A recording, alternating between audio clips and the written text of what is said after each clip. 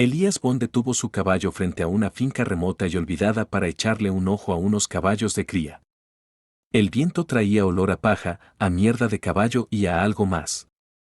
Algo punzante, apenas metálico, que le erizó la nuca. El establo estaba vacío. Ni gente, ni ruidos. Entonces Elías oyó un susurro. No era una voz que llamara. Era un ruego aplastado bajo un dolor insoportable.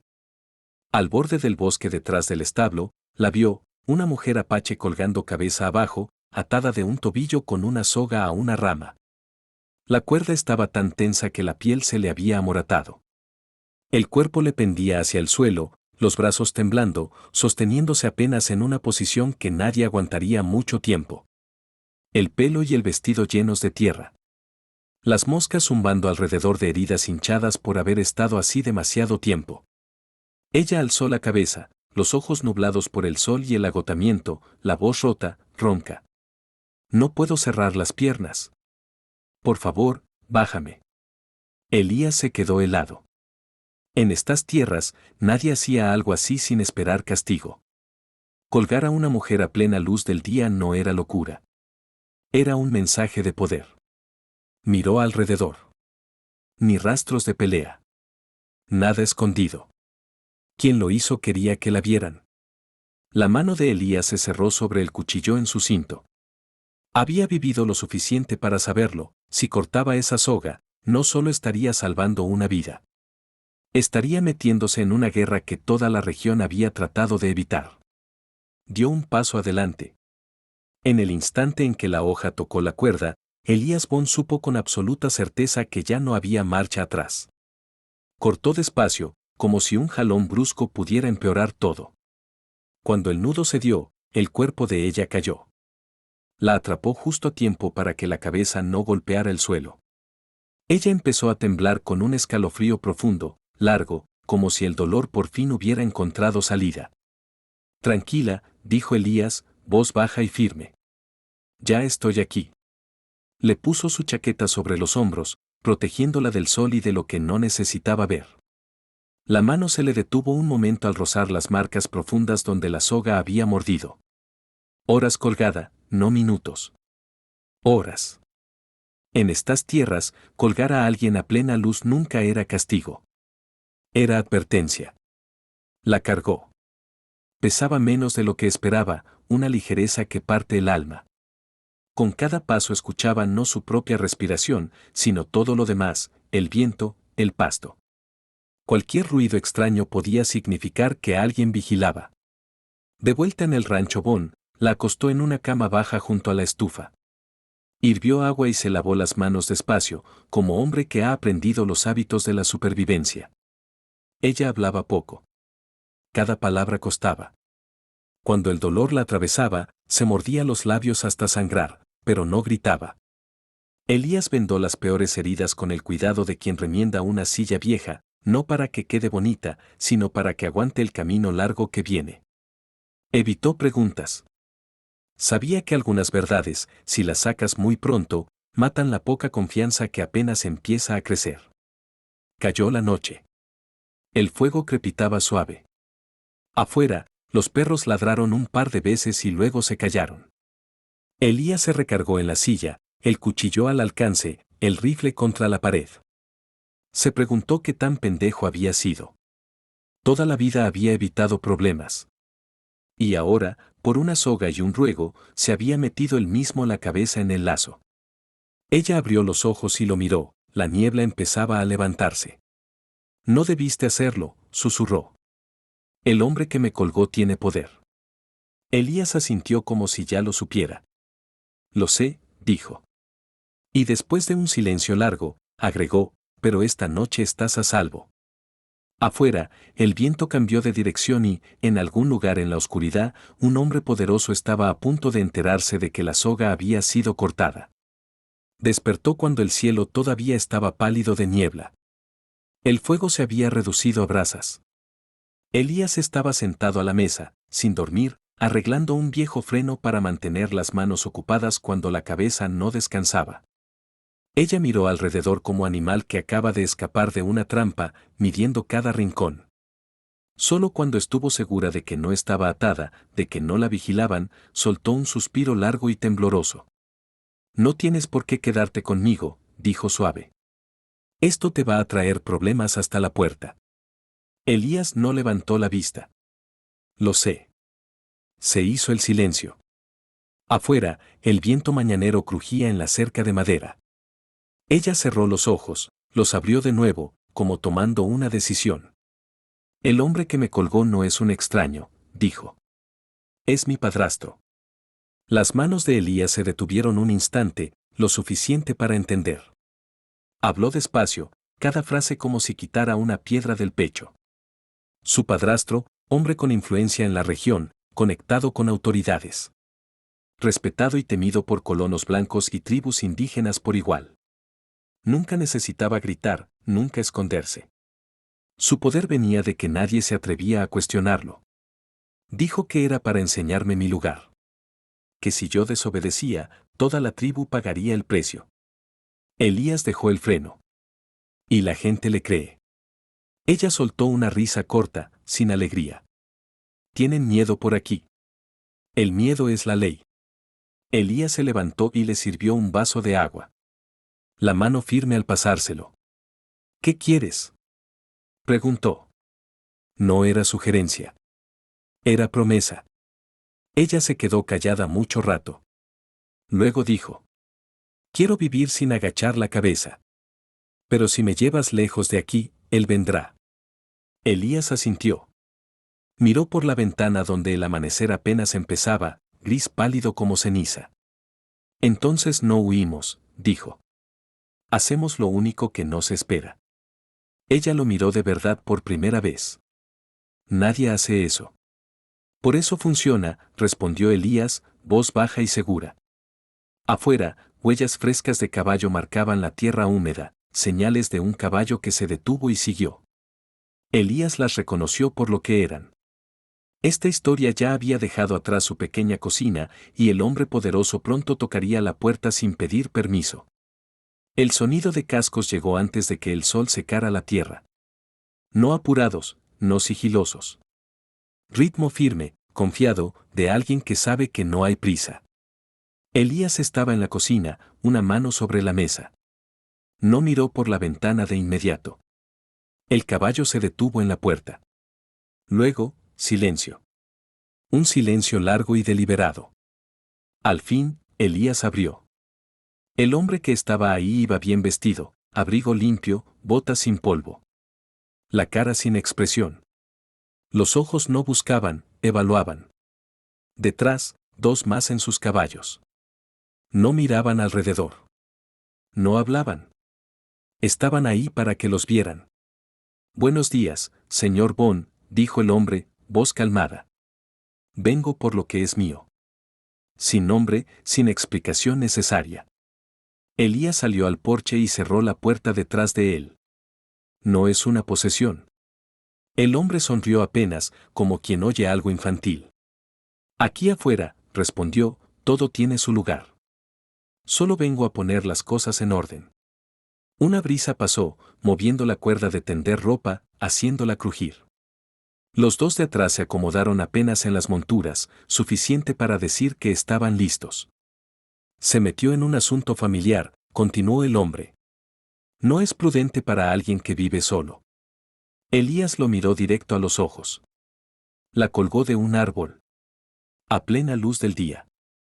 La mirada del hombre no vaciló. La discipliné a nuestra manera. Esa manera casi la mata. El hombre ladeó la cabeza como considerando. La vida o la muerte, dijo, no siempre se trata de dolor. Se trata de quien te respalda. Otra pausa. Más pesada. Elías sentía la presión por todos lados, vecinos que no hablarían, autoridades que mirarían para otro lado, leyes que se escurrirían como arena seca entre los dedos. Devuélvamela, dijo el hombre. Sin alzar la voz, sin amenaza. Solo una conclusión. Elías negó con la cabeza. No. Por primera vez, la sonrisa desapareció. El hombre dio un paso adelante. No cruzó la línea, solo lo suficiente para que sus alientos se encontraran. Está eligiendo un camino muy angosto, dijo. Y lo caminará solo. Elías respondió, voz baja. Toda mi vida he caminado solo. El hombre retrocedió. Montó, y antes de irse dejó una última frase, suave como polvo. La ley aquí afuera no está del lado de los héroes. Los cascos se alejaron, el polvo se asentó. Elías se quedó parado mucho rato. Sabía que no era el final. Era advertencia. El juzgado en Dodge City estaba caliente y asfixiante. No por el clima, sino por las miradas. Elías las sentía clavadas en la espalda mientras subía las conocidas escaleras del oeste. Curiosas, cautelosas, con un toque de desprecio hacia quien gusta de meterse en problemas. La muchacha apache estaba sentada hasta atrás, la espalda recta, las manos quietas en el regazo.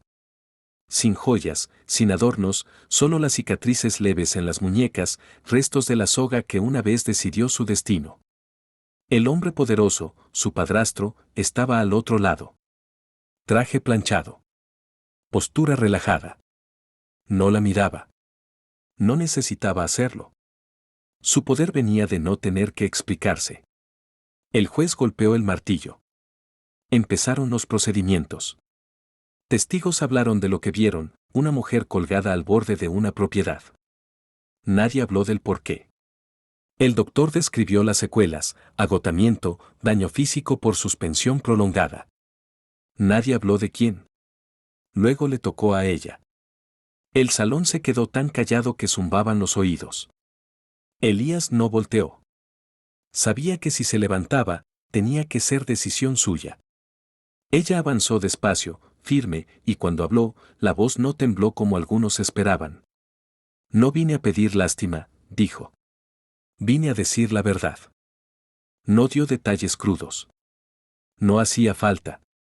Habló del miedo a ser tratada como propiedad, de callar por temor a que toda su tribu pagara, de ser castigada a plena luz para que todos recordaran su lugar.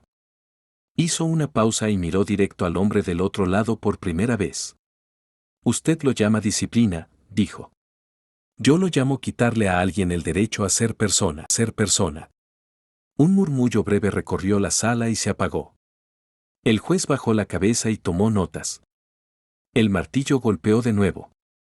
Se leyó una orden de protección temporal, sin contacto, sin amenazas, sin poner orden a su manera. El hombre poderoso se levantó. No protestó. Solo le lanzó una mirada fría a Elías, prometiendo que la ley podía atar manos, pero no el odio. Cuando la gente empezó a salir, ella volteó hacia Elías. Sin sonrisa, sin lágrimas. Solo un leve movimiento de cabeza. El gesto de quien pagó caro por tener voz. Elías respondió con silencio. En el oeste, la justicia no ruge. Seo del juzgado despacio y sabe que el camino que sigue será mucho más angosto. Los días después del juicio pasaron lentos, como rueda de carreta atascada en lodo seco. El rancho Bon no había cambiado mucho. La cerca seguía gastada. El viento seguía trayendo olor a pasto quemado, y la mañana empezaba con el sonido del metal mientras Elías se preparaba para el día. Pero algo había cambiado en el aire. Estaba más callado, más pesado. Ella se quedó. No por promesas, no por miedo. Simplemente porque aquí, por lo menos ahora, nadie le ordenaba agachar la cabeza. Sus primeros pasos fueron lentos y cautelosos. Practicaba pararse al sol de la mañana, agarrada del barandal de madera, la respiración corta. Elías no la miraba fijo. Seguía con su trabajo, lo bastante cerca para ayudar si hacía falta, lo bastante lejos para que la ayuda no se sintiera como presión. En el oeste, la gente aprendía que la sanación no sobrevive bajo mirada atenta. De noche, el menor ruido la sobresaltaba, el viento sacudiendo la puerta, animales pasando cerca de la cerca. Elías mantenía el fuego bajo. No preguntaba, no ofrecía consuelos vacíos. Solo dejaba un vaso de agua junto a la cama y se sentaba cerca, arreglando algo que en realidad no necesitaba arreglo. Presencia, nada más. Una noche ella dijo: aún oigo la soga. Elías asintió. Ese sonido no se va rápido. De día, ayudaba en cosas pequeñas, recoger verduras, fregar ollas, limpiar la mesa. Las manos le temblaban al principio, luego se afirmaron. Cada tarea terminada era una victoria callada que no necesitaba aplauso. Volvió a sonreír, sonrisa corta, tentativa, pero real. Las noticias de afuera llegaban a pedacitos, miradas frías cuando Elías iba al pueblo. Medias frases. Nadie lo encaraba directo. La orden de protección colgaba como papel delgado, suficiente para detener una mano, no el propósito. Elías entendió y se quedó más en casa. Una tarde, cuando la luz se suavizó, ella se paró frente al pequeño espejo de la cocina. Tocó su tobillo donde la soga había cortado hondo, luego dejó caer la mano. Ya no soy la muchacha que colgaba del árbol, dijo, casi para sí misma. Elías la oyó, pero no dijo nada. Solo puso un trozo de madera en la mesa y empezó a reparar una silla vieja. Las cosas que se rompen, si todavía sirven, valen la pena arreglarlas. Afuera, el viento cambió. La tormenta todavía no llegaba, pero los dos sabían, esta paz no era regalo. Era la calma antes de que regrese la fuerza. Lo supo antes de que el doctor dijera nada. No por una señal clara, sino porque una mañana, al oler el café en la cocina, el estómago se le revolvió violentamente. Tuvo que agarrarse de la mesa para no caerse. Elías levantó la vista, vio cómo se le iba el color de la cara. Pero no preguntó. Esperó. Siempre esperaba. La noticia se confirmó esa tarde. El doctor lo dijo claro, como quien comenta el clima. Unas semanas. Silencio mientras miraba a Elías. Luego a ella. Nadie sonrió. En el oeste sabían que la vida nunca es pura alegría. Es responsabilidad. Ella se quedó sentada mucho rato después de que el doctor se fue. El sol entraba por la ventana y el polvo flotaba como partículas que se niegan a caer. No sé qué hacer, dijo, voz seca. Este niño, no sé si soy lo bastante fuerte. Elías dejó la tetera. Nadie es lo bastante fuerte solo, dijo. Pero la gente se hace más fuerte cuando deja de correr. Ella lo miró. No me debes esto. Elías negó con la cabeza. No lo hago por deuda. El silencio que siguió ya no era tan pesado. Era distinto, ancho, para respirar. Ella puso una mano torpe en su vientre. Todavía extraño. Si se entera, dijo sin nombrarlo, todo va a empeorar. Elías entendió. Las noticias corrían rápido por aquí. A su modo, en cantinas, en establos, en miradas cruzadas. Y claro, días después Elías notó las señales, un extraño a caballo que se quedaba demasiado tiempo cerca de la puerta. Una pregunta demasiado casual en el pueblo sobre la muchacha apache. Nadie amenazaba directo. No hacía falta. Ella ofreció irse. Puedo irme al sur, dijo. No quiero que pagues tú el precio. Elías pensó mucho rato. Luego dijo. Irse por miedo no es libertad. Si te vas, que sea porque tú lo eliges. Esa noche no durmió. Se sentó en el porche escuchando el canto de los grillos, la mano en el vientre. Por primera vez, el miedo no estaba solo. Lo acompañaba algo más. Pequeño, pero terco. A la mañana siguiente, Elías puso un nuevo pasador en la puerta, revisó las cercas, reorganizó el cobertizo. Sin alarde, sin discurso. En el oeste, un hombre se prepara para lo peor con hechos, no con palabras. Lejos, una tormenta de rabia se formaba en silencio. Pero esta vez ella ya no era la muchacha colgada del árbol. Y Elías lo sabía, cuando la vida empieza a crecer, ya no se puede posponer la decisión moral. Los vientos llegaron más temprano ese año. El polvo corría por las cercas, golpeando suave los tablones como recordatorio de que esta tierra no se detiene por nadie. La orden de protección seguía vigente en el papel. En la realidad, las cosas eran más complicadas. El hombre poderoso no volvió al rancho Bon. No necesitaba hacerlo. En cambio llegaron las señales, un traidor que se arrepiente a última hora. Un mensajero que se queda demasiado junto a la puerta. Preguntas que no esperan respuesta. En el oeste, la venganza no necesita ser ruidosa para funcionar. Elías no se fue. Tampoco provocó.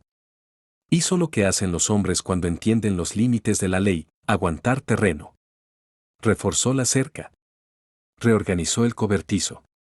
Las guardias nocturnas se dividieron entre alerta y paciencia. Sin heroísmo, sin show.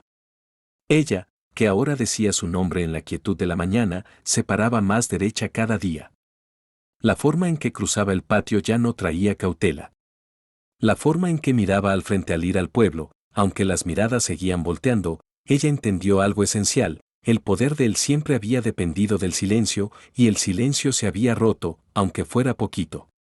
Una tarde llegó la noticia de que investigaban al hombre poderoso por otros asuntos. No directamente relacionados, no suficiente para derribarlo, pero sí para hacerlo dudar. Aquí afuera, a veces a la justicia le basta con eso para que los fuertes recalculen. Elías estaba en el porche, viendo cambiar el color del cielo. No es un final limpio, dijo. Ella puso la mano en su vientre y asintió. Pero es verdadero. Esa noche el viento se suavizó. Sin cascos, sin amenazas. Solo el canto de los insectos y el olor fresco de la tierra después del calor. Elías terminó de arreglar la silla vieja y la puso junto a la ventana. Aquí, dijo. Para que cuando quieras, puedas mirar hacia afuera. Ella sonrió más lleno que antes. Por primera vez, dijo, siento que hay algo que vale la pena mirar. La historia no terminó en triunfo. Terminó en pertenencia. Una mujer que ya no colgaba de un árbol. Un hombre que no necesitaba que lo llamaran héroe. Y un pedazo de tierra donde el honor no se encontraba en el poder, sino en el momento en que alguien decidió mantenerse firme sabiendo el costo. En el oeste, eso era todo lo que la justicia necesitaba para sobrevivir. Algunas historias del oeste no terminan con balazos, sino con un silencio lo bastante pesado para hacer pensar a la gente. En esas tierras duras, el honor rara vez viene de la fuerza o el poder. Viene del momento en que un hombre decide no dar la espalda, aunque sepa que mantenerse firme hará el camino más angosto, más oscuro y más solo. La justicia, como muestra esta historia, nunca es perfecta. La ley puede detener una mano, pero no borra el odio. Puede emitir una orden de alejamiento, pero no obliga a una comunidad a cambiar de la noche a la mañana. Aún así, la justicia no necesita rugir para sobrevivir. A veces solo necesita hacer que los poderosos duden, que recalculen. Recordarles que el silencio que antes los protegía se ha roto. El honor de un hombre no se mide por cuántas peleas gana, sino por aquellas de las que no se aleja. Evitar problemas puede mantener la vida tranquila. Pero hay momentos en que dar la espalda cuesta más que moretones. Cuesta un pedazo de lo que somos. Y la sanación, como nos enseña el oeste, no llega con grandes promesas. Llega con presencia constante. Con alguien que se queda cuando las cosas se ponen incómodas, caras y peligrosas. Alguien que sabe que la responsabilidad no necesita lazos de sangre para ser real. Al final, la pregunta no es si la justicia es perfecta. La verdadera pregunta es, cuando algo malo está frente a nosotros, ¿elegiremos la seguridad o elegiremos quedarnos? A esta edad, esa es la verdadera medida del honor que nos queda. La historia que acabas de escuchar incluye elementos ficticios creados y reimaginados con ayuda de inteligencia artificial, no para distorsionar la historia, sino para volver a visitar una parte del viejo oeste americano donde la gente vivía entre penurias, decisiones y consecuencias. A través de esos momentos, solo espero compartir unas humildes lecciones sobre bondad, amor y valentía, valores que siguen importando hoy. Ha sido un verdadero gusto compartir esta historia contigo. Ya no somos tan jóvenes. Cuídense mucho, por favor. Los quiero a todos.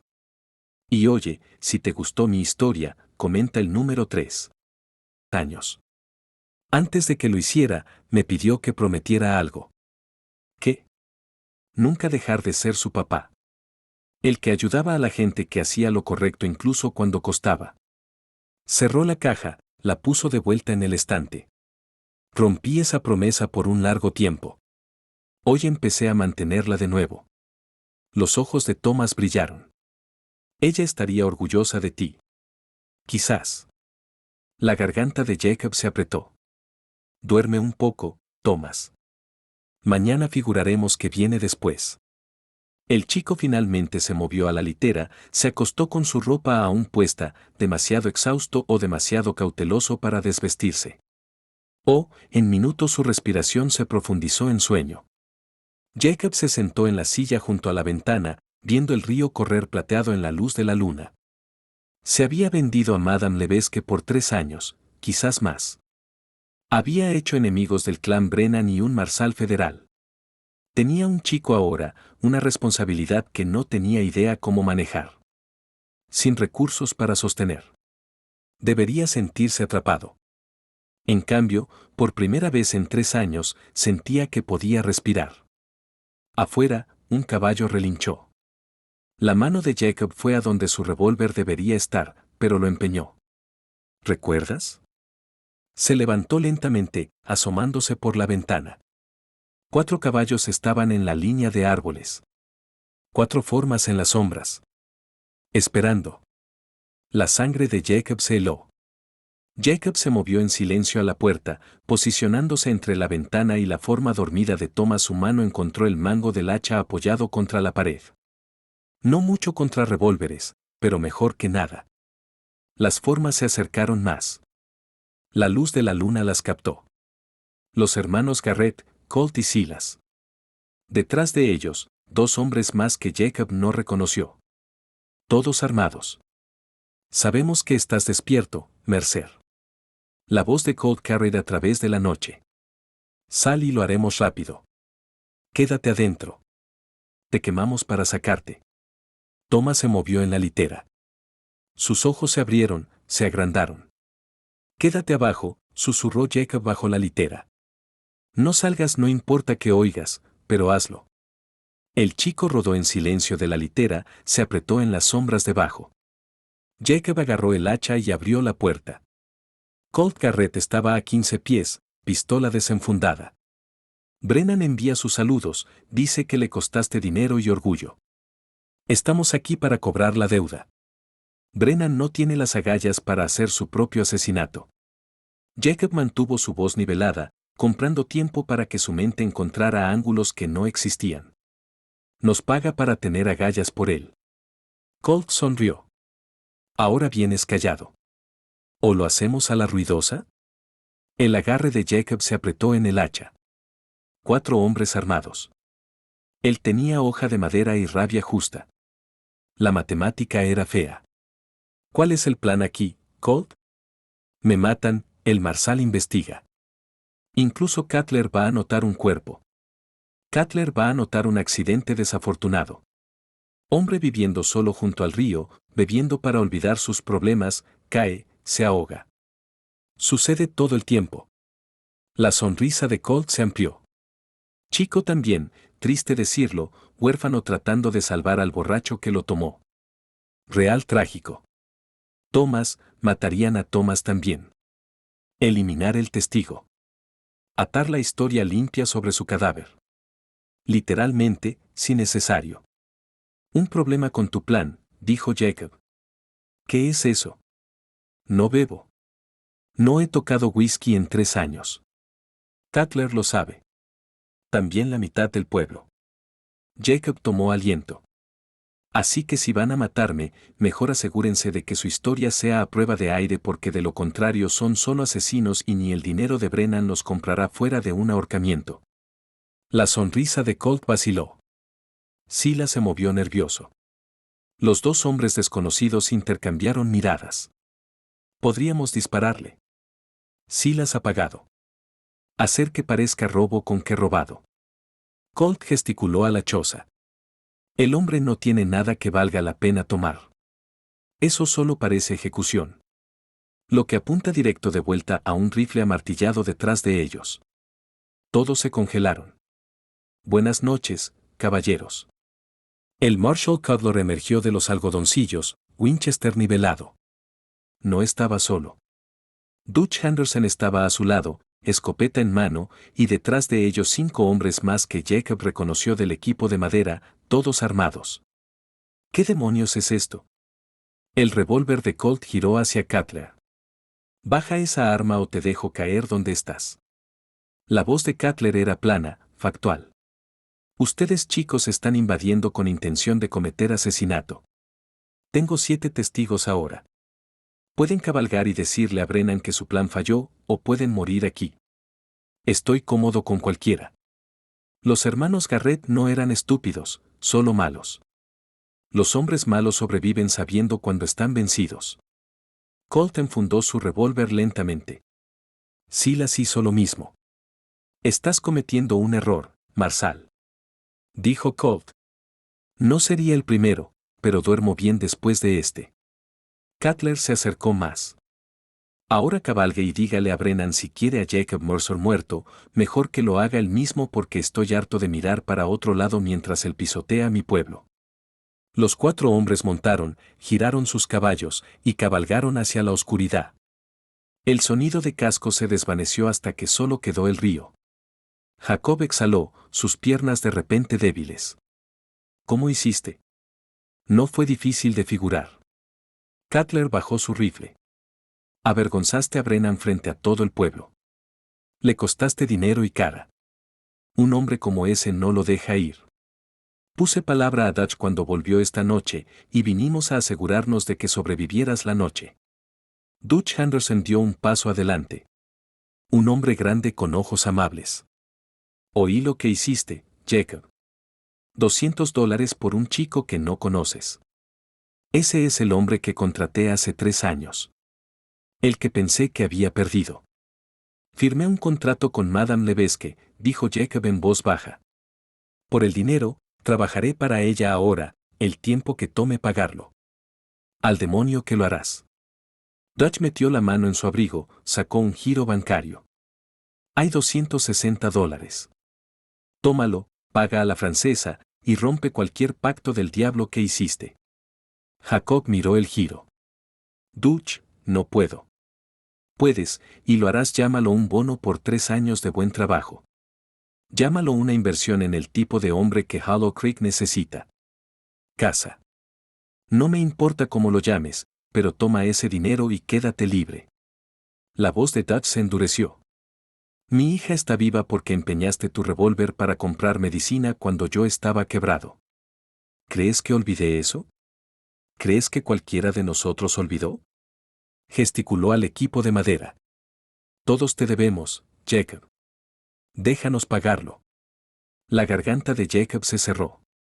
Tomó el giro con manos temblorosas.